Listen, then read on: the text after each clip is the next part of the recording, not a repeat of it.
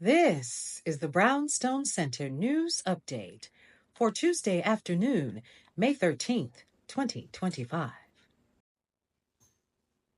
Saudi Arabia on Tuesday today promised billions of dollars in deals with the United States, from defense to artificial intelligence, as it threw a lavish welcome for President Donald Trump on the first state visit of his second term. The Saudis escorted Air Force One into the kingdom with fighter jets before bringing out long, stretching guards of honor and sending flag-waving cavalry to accompany Trump's motorcade to the palace.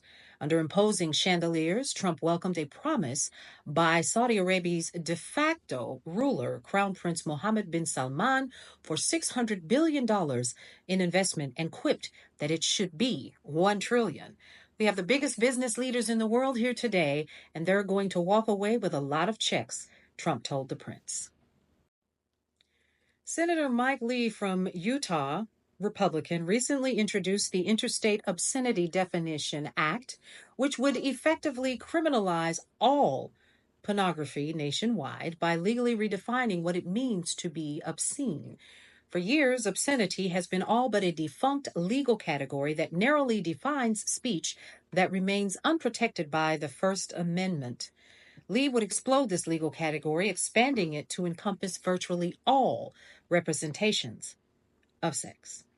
According to the bill text, a picture, image, graphic file, videotape, or other visual depiction of any media that appeals to the prurient interest in nudity, sex, or excretion would be considered criminal. The law would pave the way for the prosecution of obscene content disseminated across state lines or from foreign countries, and open the door to federal restrictions or bans regarding online pornography. The U.S. housing market is still struggling to rebound, according to the Wall Street Journal, which characterizes this year's spring selling season as a dud. Even with the inventory of homes for sale climbing, demand remains weak.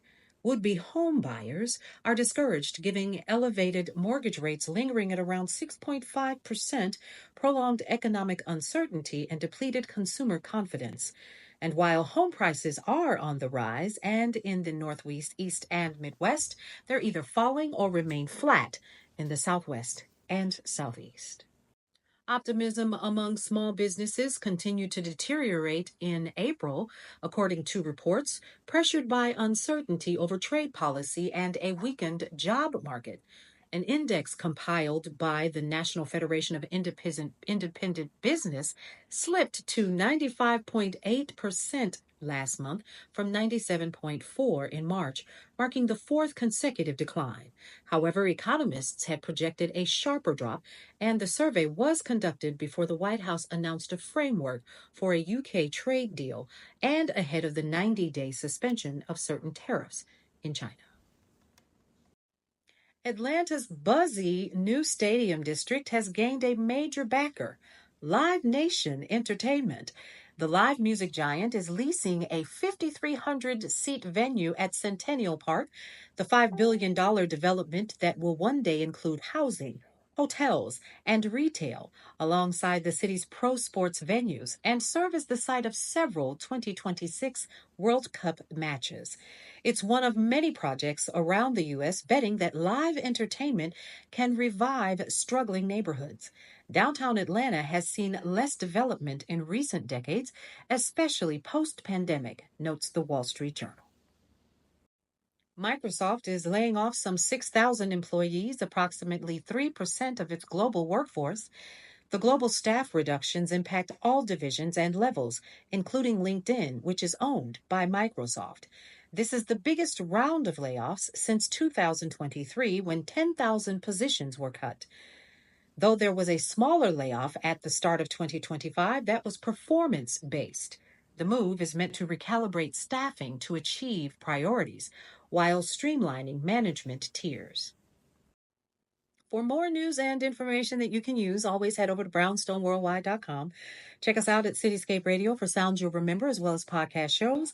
Don't forget your free digital issue of Brownstone Living Magazine is available right now for the month of May. And also follow us on all things Brownstone Worldwide around social media and these internet streets. Don't forget you can also follow me personally at Brownstone Worldwide, Paulette on the mic, on Substack for journalistic content and commentary. We'll see you around. Welcome to the neighborhood.